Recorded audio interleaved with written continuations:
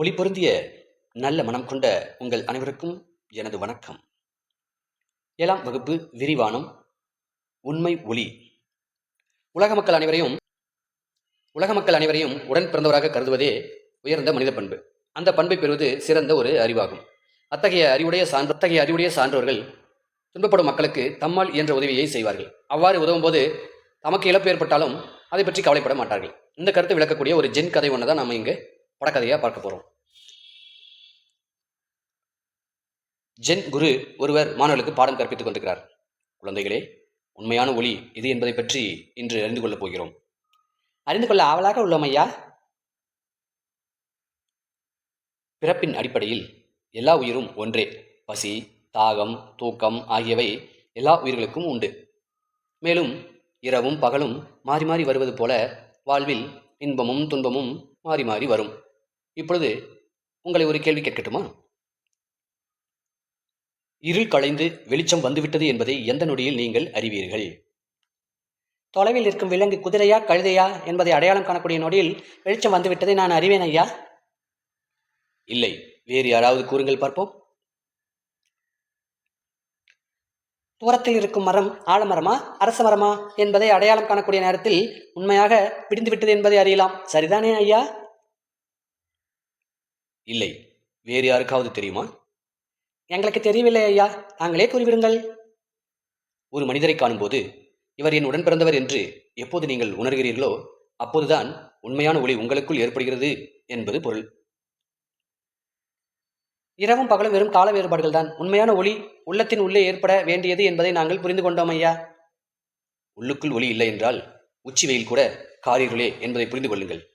மீண்டும் நாளை சந்திப்போம். வகுப்பு முடித்து மாணவர்கள் கலைந்து செல்கின்றனர். குரு அருகில் உள்ள ஊருக்கு புறப்படுகிறார். இருட்டுவதற்குள் ஊரை அடைய வேண்டும். வழியில் யார் அது சாலையோரம் படுத்து கிடப்பது? குதிரையை நிறுத்தி கீழே இறங்கிய குரு அந்த மனிதனை எழுப்புகிறார். குழந்தாய், எழுந்திரு. நீ யார்? ஏன் இங்கே படுத்திருக்கிறாய்? இவன் மயக்கம் அடைந்திருக்கிறான். படுத்திருப்பவருக்கு நீரை பருக தருகிறார். குழந்தாய், எழுந்திரு, இந்த நீரை கொஞ்சம் குடி. மயக்கமடைந்தவர் எழுந்து உட்கார்கிறார். பசியால் மயங்கி விழுந்து விட்டேன் ஐயா. நான் பக்கத்து ஊருக்கு செல்ல வேண்டும். அப்படியா? சரி, என்னிடம் குதிரை இருக்கிறது. நான் உன்னை அழைத்து செல்கிறேன். குரு அவனை தன் குதிரையின் மீது உட்கார வைக்கிறார். மெதுவாக ஏற்பா, பார்த்து உட்கார். குதிரையில் ஏறிய அவன் குதிரையை அடித்து விரட்ட தொடங்குகிறான். என்ன இது? ஓ, இவன் திருடன் போல இருக்கிறது.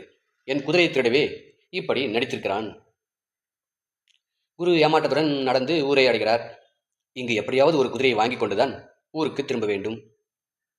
குரு குதிரை சந்தைக்கு செல்கிறார். அதோ அங்கு நிற்பது என்னுடைய குதிரை போல் உள்ளதே. குருவிடம் குதிரை திருடியவன் அங்கு நிற்கிறான். குரு அவன் தோலை தொடுகிறார். குழந்தாய், நீங்களா? குரு மெல்ல சிரிக்கிறார். யாரிடமும் சொல்லாதே. எதை? ஏன்? குதிரையை நீயே வைத்துக்கொள். ஆனால் இது உனக்கு எப்படி கிடைத்தது என்று யாரிடமும் சொல்லாதே. இவர் ஏமாந்தது யாருக்காவது தெரிந்தால் அவமானம் என்று நினைக்கிறார் போல் இருக்கிறது. நீ நினைப்பது எனக்கு புரிகிறது குழந்தாய். ஆனால் நான் ஏமாந்து போனது தெரிந்தால் எதிர்காலத்தில் உண்மையிலேயே யாராவது சாலையில் மயங்கி கிடந்தால் கூட அவர்களுக்கு யாரும் உதவ முன் வர மாட்டார்கள். புரிகிறதா? குறுகிய தன்னலத்துக்காக நல்ல கோட்பாடுகளை அழித்து விடக்கூடாது. இதை நீ தெரிந்து கொள். குருவின் பெருந்தன்மை உணர்ந்த அவன் வெட்கி தலைகுனிகிறான். இதோடு கதையை முடிகிறது. இந்த கதை இடம்பெற்ற நூல் ஜென் என்னும் ஜப்பானிய மொழிச்சொல்லுக்கு தியானம் செய் என்பது பொருள். புத்த மதத்தை சார்ந்த